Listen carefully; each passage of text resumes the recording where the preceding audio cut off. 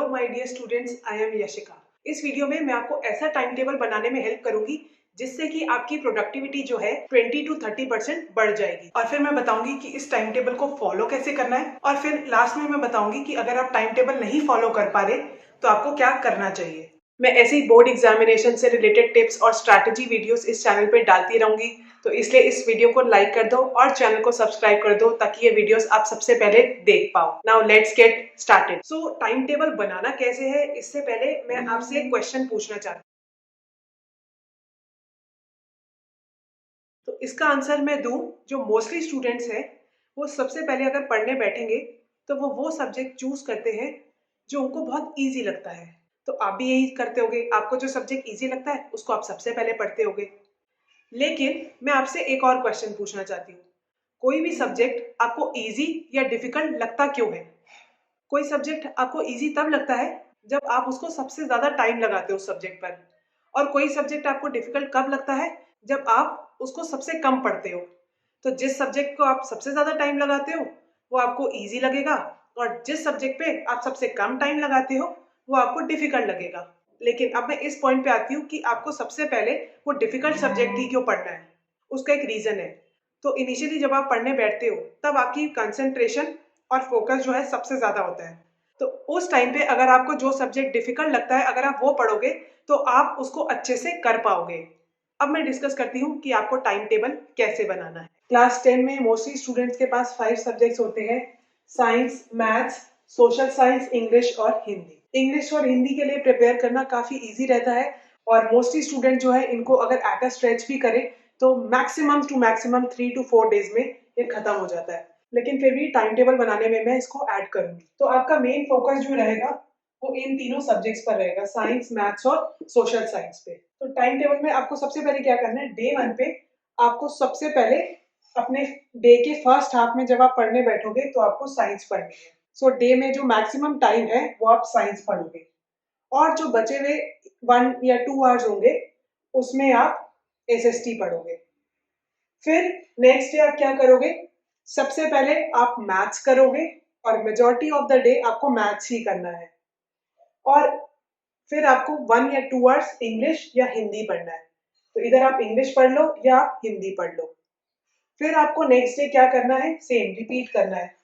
फिर आपको इधर साइंस पढ़ना है और फिर एसएसटी पढ़ना है।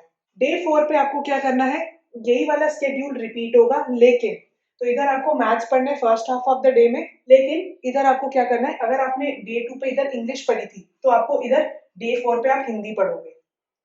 और अगर आपने डे 2 पे हिंदी पढ़ी थी तो इधर आपको डे 4 में इंग्लिश पढ़नी है। मैं आपको ब्रीफली बता देती हूँ मैंने ऐसा इसलिए क्यों लिया। सबसे पहले जब आप कुछ भी पढ़ने बैठते हो तो आपका ब्रेन बहुत एक्टिव होता है, तो आपको वो सब्जेक्ट पढ़ना है जिसमें ज्यादा कंसंट्रेशन और फोकस की जरूरत है। तो इधर मैंने लिख दिया साइंस और मैथ्स। फिर बाकी हाफ ऑफ द डे में जैसे एसएसटी काफी थ्योरेटिकल सब्जेक्ट है, इंग्लिश हिंदी काफी थ्योरेटिकल है, आपको मोस्टली आते ही है ये, एक बस आपको एक रिवीजन ही करना है। तो इसलिए मैंने इनको बाकी rest half of the day में लिखा है। पहले आप डे 1 फॉलो करोगे, फिर डे 2 फॉलो करोगे, डे 3, फिर डे 4, और फिर ये आप रिपीट करते रहोगे। तो इंग्लिश और हिंदी तो आपके जल्दी खत्म हो जाएंगे। बाकी बचा सोशल साइंस, एसएसटी जो है वो भी बहुत जल्दी खत्म हो सकता है अगर आप इसको सही वे से करो।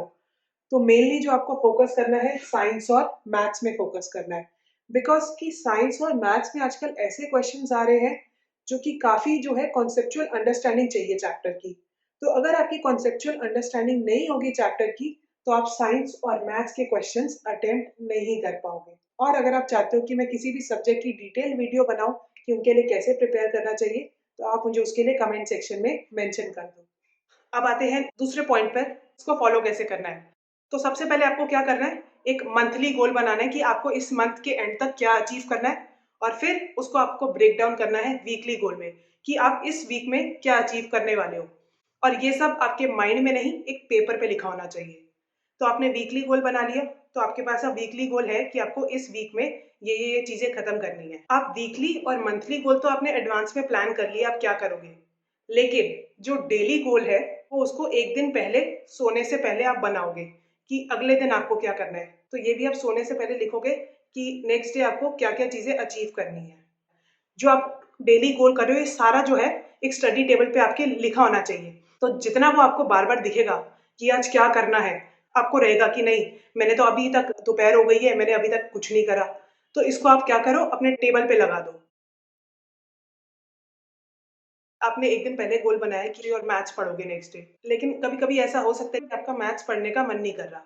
तो उस केस में स्टूडेंट्स क्या करते हैं गलती, कि पढ़ने का मन नहीं कर रहा तो वो बुक्स को बंद करते हैं, उसको रख के छोड़ देते हैं और टाइम पास करते हैं। आपको ऐसा बिल्कुल नहीं करना। उस केस में आपको क्या करना है, तो आप पर्टिकुलर चैप्टर कर रहे हो जो थोड़ा आपको डिफिकल्ट लग रहा है, तो आप उस चैप्टर पे स्विच कर जाओ जो आपको ईज़ी लग रहा है थोड़ा।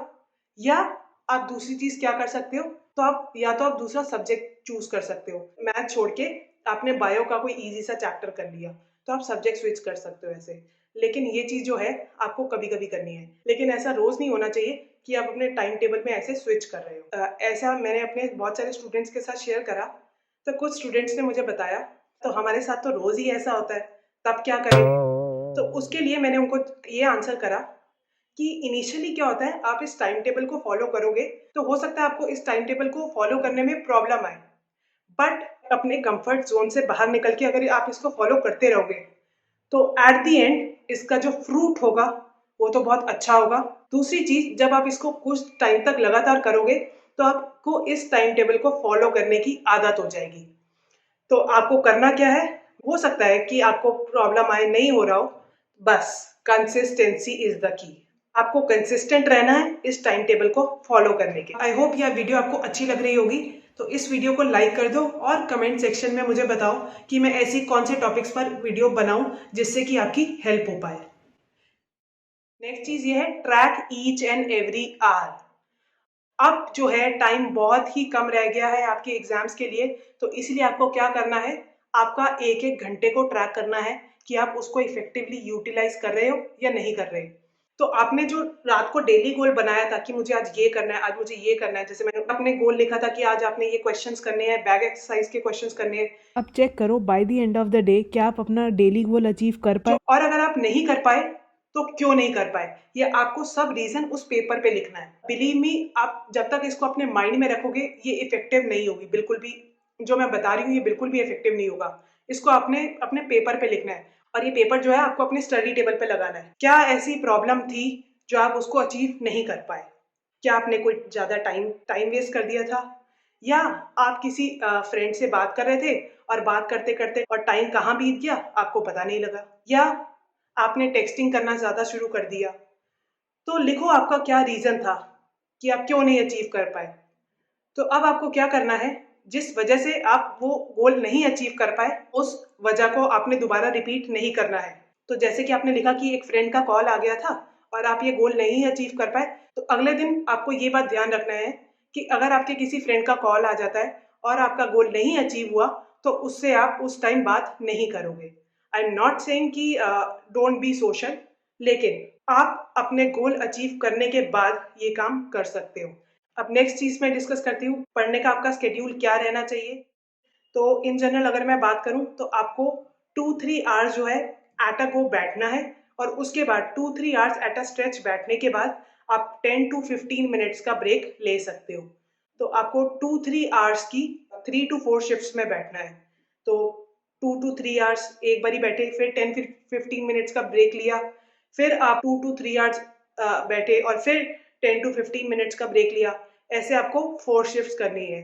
तो अगर मैं इन अ डे बात करूं, तो 9 to 12 आवर्स आपको पढ़ना चाहिए इस टाइम पे। ये बहुत ही क्रूशियल है कि इतना मिनिमम टाइम आप स्पेंड करो। और दूसरा जो मोस्ट कॉमन क्वेश्चन है कि डे में पढ़ना चाहिए या नाइट में पढ़ना चाहिए। अगर आप अर्ली मॉर्निंग उठ के पढ़ते हो, तो आपकी प्रोडक्टिविटी जो है वो ज़्यादा रहेगी एज कम्पेयर टू अगर आप नाइट में पढ़ते हो, और ये बिल्कुल साइंटिफिकली प्रूवन है। उसका रीज़न मैं बताती हूँ। अर्ली मॉर्निंग बात करें, तो आपका ब्रेन सबसे ज़्यादा एक्टिव होता है और काफ़ी ज़्यादा फोकस के साथ आप अपना जो गोल है वो अचीव कर सकते हो। तो अगर आप अर्ली मॉर्निंग उठते हो जैसे 5 AM या 6 AM, तो आपने दिन भर में जो अपना गोल अचीव करना है, वो मॉर्निंग के 5 AM to 10 AM ही आप अपना 70% गोल अचीव कर सकते हो। और ये बिल्कुल पॉसिबल है। मैंने ऐसा खुद भी इम्प्लीमेंट करा है, और मेरे बहुत सारे स्टूडेंट्स ने भी ये इम्प्लीमेंट करा है। और कॉन्वर्सली अगर आप नाइट स्टडी करते हो, तो क्या होता है, नाइट में हमारा ब्रेन जो है वो उतना एक्टिव नहीं होता।